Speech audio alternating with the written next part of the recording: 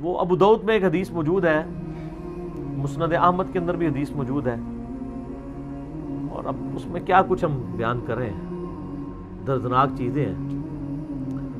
ایک تو ان روایتوں کے اندر درد ہے، اور پھر جو محدثین لکھ رہے ہیں نا، انہوں نے جو کچھ اس کے ساتھ یعنی انجینئرنگ کرنے کی کوشش کی ہے نا، وہ بھی بڑا خطرناک معاملہ ہے۔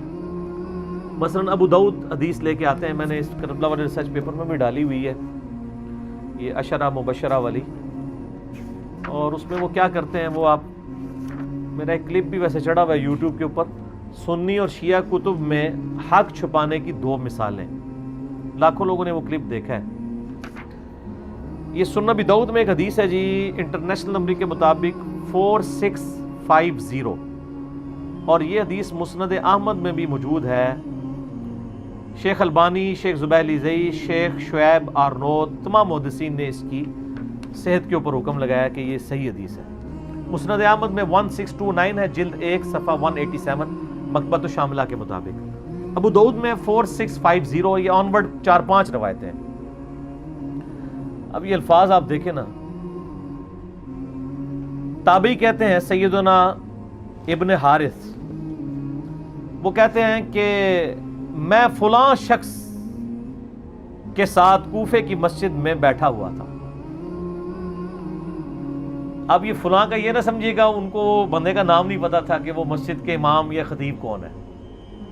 بیسیکلی یہ فلاں کا لفظ امام ابو داؤد نے لکھا، وہ بیسیکلی چھپانا چاہتے تھے کہ یہ اس ایشو میں کلپرٹ کون ہے، تو انہوں نے کہا کہ وہ ہم اس کا نام ہی فلاں کر دیتے ہیں، جس طرح وہ انگلش میں کہتے ہیں نا ایکس وائی زی۔ لیکن یہی حدیث جب مسند احمد میں آتی ہے نا، تو اس میں فلاں کا نام بھی ہے کہ وہ کون ہے۔ تو ابھی آپ یہی مزہ لیں کہ فلاں شخص کوفے کی بڑی جامع مسجد میں پلنگ پہ بیٹھا ہوا تھا۔ اس وقت ظاہر ہے مسجد ہی ہیڈ آفس ہوتی تھی نا، اور وہ گورنر کوفہ بھی تھا، اور دور حضرت معاویہ رضی اللہ تعالیٰ عنہ کا۔ تو سعید ابن زید یعنی حضرت عمر کے جو بہنوئی ہیں، اولو العزم صحابہ میں سے، وہاں تشریف لائے، تو اس فلاں شخص نے انہیں خوش آمدید کہا اور تخت پر اپنے پاؤں والی طرف ساتھ بٹھا لیا۔ باقی لوگ زمین پہ بیٹھے تھے، انہوں نے تخت مسجد میں بٹھایا ہوا تھا، کوفے کی بڑی جامع مسجد میں۔ تو وہ ہیڈ آفس بھی تھا اور مسجد بھی تھی۔ یعنی یہ آج جو مفتیوں کو آپ کو روب نظر آتا ہے نا کہ وہ 7 بندے ہوتے ہیں، یہ شروع سے ہی چل رہا ہے اس طرح۔ مسجد میں انہوں نے تخت سجایا ہوا ہے اور بیٹھے ہوئے ہیں، باقی سب نیچے بیٹھے ہوئے ہیں۔ یہ ہم ہی حوصلہ کریں کہ آپ کو بھی کرسیوں پہ بٹھایا ہوا ہے، جو نیچے بیٹھے مجبوراً بیٹھے ہیں، اگر کرسیوں تو باقی بھی بیٹھ جائیں اوپر۔ آپ بنو امیہ سے نہیں ہے نا؟ اچھا، تو وہ کہتے ہیں کہ اتنے میں ایک کوفی شخص آیا جس کا نام قیس بن علقمہ تھا، تو اس فلاں شخص نے بھی اس کا بڑا استقبال کیا، اور اس کے بعد اس قیس بن علقمہ نے مسلسل گالی گلوچ شروع کر دی۔ اس پر سعید ابن زید نے اس فلاں شخص سے پوچھا، یعنی وہ کوفے کا جو متولی تھا، گورنر، اس سے پوچھا کہ یار یہ کس کو گالیاں نکال رہا ہے، نعوذ باللہ، مسجد میں وہ بھی۔ تو اس فلاں شخص نے کہا کہ یہ سیدنا علی ابن ابی طالب کو گالیاں دے رہا ہے۔ یہ سیدنا تو میں نے کہا ہے، اس نے کہا یہ ابن ابی طالب کو گالیاں دے رہا ہے، نعوذ باللہ، مسجد میں۔ تو سیدنا سعید ابن زید نے کہا افسوس، میں دیکھ رہا ہوں کہ تمہارے سامنے اصحاب رسول کو گالیاں دی جاتی ہیں، اور تم اس جرم کو نہ تو برا سمجھ رہے ہو نہ ہی منع کر رہے ہو۔ اللہ اکبر، جبکہ میں نے خود نبی صلی اللہ علیہ وآلہ وسلم کو یہ فرماتے ہوئے سنا ہے، اور میں کوئی من گھڑت بات آپ کی طرف منسوب نہیں کروں گا کہ قیامت میں نبی علیہ السلام سے ملاقات ہو تو مجھے شرمندگی اٹھانی پڑے کہ میں نے آپ کی طرف کوئی غلط بات منسوب کر دی۔ میں نے خود نبی علیہ السلام سے سنا تھا کہ آپ نے فرمایا کہ ابو بکر جنت میں ہے، عمر جنت میں ہے، عثمان جنت میں ہے، علی جنت میں ہے، طلحہ جنت میں ہے، زبیر جنت میں ہے، سعد ابن ابی وقاص جنت میں ہے، اور عبد الرحمن بن عوف بھی جنت میں ہے، اور اگر میں چاہوں تو 10ویں خوش نصیب کا نام بھی بتا سکتا ہوں۔ ادھر انہوں نے 9 نام بتائے، اور 9 میں سے 8 صحابہ ہیں اور ایک نبی علیہ السلام ہے، اور وہ کہتے ہیں میں 10ویں کا نام نہیں بتاتا۔ اس والی یعنی طریق کے اندر جو ہے ابو عبیدہ ابن جرح کا نام نہیں ہے. پھر سعید ابن زید خاموش ہو گئے تو کوفے کی مسجد میں آوازیں بلند ہوئی کہ بتائیں وہ 10واں آدمی کون ہے. تو انہوں نے کہا 10واں شخص میں ہوں، سعید ابن زید. انہوں نے عاجزی کی، اپنا نام نہیں بتانا چاہتے تھے.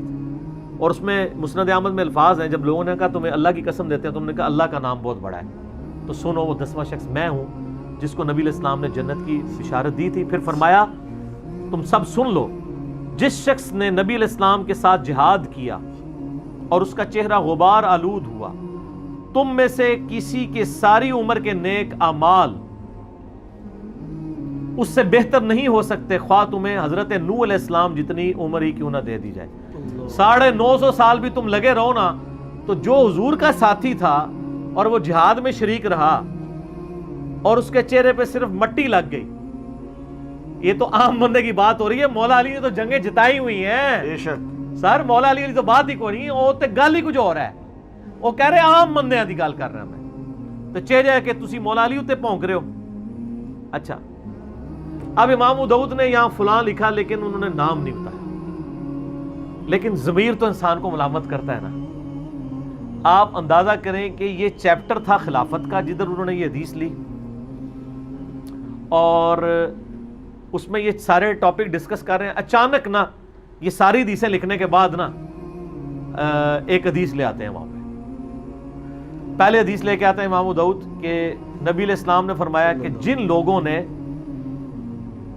صلح حدیبیہ کے موقع پر اس درخت کے نیچے میری بیعت کی تھی ان کو آگ نہیں چھوئے گی، اصحاب شجرہ.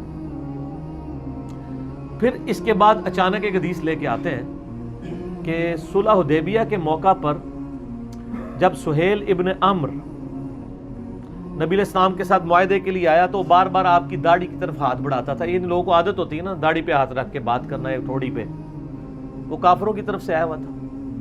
تو وہاں ایک شخص کھڑا تھا جو اپنے تلوار کی جو وہ بیک سائڈ ہے نا، جو مٹھی والی سائڈ ہے، تو وہ اس کے ہاتھوں پہ مارتا تھا کہ اپنے ناپاک ہاتھوں کو نبی علیہ السلام کی مبارک داڑھی سے دور رکھو. تو اس شخص نے پھر پوچھا یہ کون ہے؟ تو بتایا گیا یہ مغیرہ ابن شعبہ ہے رضی اللہ تعالیٰ. اب اس حدیث کا کوئی ادھر توقی نہیں بنتا تھا. اصل میں امام ابو داؤد یہ بتانا چاہ رہے تھے کہ وہ فلاں شخص مغیرہ ابن شعبہ تھا جو اصحاب شجرہ میں سے ہیں، حضرت معاویہ کے دستے راز تھے اور گورنر کوفہ تھے. یہی حدیث مسند احمد میں جب آئی ہے 1629 جلد 1 صفحہ 187 مکتبۃ الشاملہ کے مطابق، اس میں تو واضح الفاظ ہیں کہ وہ کہتے ہیں کہ میں جو وہ کوفے کی جامع مسجد میں گیا تو وہاں پہ مغیرہ ابن شعبہ بیٹھے تھے اور اسی طریقے سے ان کے سامنے جو ہے نا وہ گالیاں شروع ہو گیا قیس بن علقمہ. اور وہاں پہ یہ بھی الفاظ ہیں کہ انہوں نے 3 دفعہ کہا اوئے مغیرہ اوئے مغیرہ اوئے مغیرہ. تو نبی کا صحابی ہو کے یہ کام کروا رہا ہے اپنے سامنے. چلو کسی اور بندے کو تو زیب دیتا. یہ سر کوئی ایرانڈ فڈڈ لوگ نہیں تھے جو صحابہ کرام پہ لعنت کروا رہے تھے مسجد میں بیٹھ کے. یہ وہ لوگ تھے جن کے آپ جھوٹے دفاع کرتے ہیں. اور یہاں پہ تو اوئے مغیرہ ہے نا. دوسرے طریق جو ہے نا سنن نسائی الکبریٰ کے اندر، سنن ابی داؤد میں، یہ ڈیٹیل میں نے سارے اس ریسرچ پیپر میں واقعہ کربلا کا حقیقی پس منظر 72 صحیح الاسناد احادیث کی روشنی میں اکثر احادیث بخاری مسلم سے جمع کیے 200 روایتیں آپ ڈاک میں مفت منگوا سکتے ہیں. +923215900162 موبائل نمبر ہے. صبح 9 سے ظہر تک اور شام کو عصر سے مغرب تک آپ رابطہ کریں اس نمبر کے اوپر. فری ڈاک آپ کے گھر یہ ریسرچ پیپر 200 روایتوں پہ مشتمل آ جائے گا. اہل سنت کی حدیث کی کتابوں سے، حکمرانوں کی تاریخ نہیں. اس میں نے یہ سارے طرق جمع کیے ہیں. ایک اور جگہ ہے کہ اس ظالم کو دیکھو کہ یہ مسجد میں کس طرح کے کام کروا رہا ہے، سیدنا علی کے اوپر یعنی لعنت کروا رہا ہے. اور کئی ایک طریقہ یعنی، لیکن یہ میرا پھر دل دکھتا ہے، میں پھر اپنے جذبات پہ قابو نہیں رکھ سکوں گا. میں نے صرف عشرۃ مبشرۃ بالجنہ کے تحت یہ روایتیں بیان کر دی ہیں. باقی آپ اس کو دیکھ لیں. تو بیسیکلی انہوں نے وہ 10 صحابہ کے جنتی ہونے والی حدیث اس لیے سنائی کہ تم جنتی شخص کے اوپر لعنت کروا رہے ہو مسجد میں بیٹھ کے. ٹھیک ہے. تو حضرت سعید ابن زید نے ان کو روکا.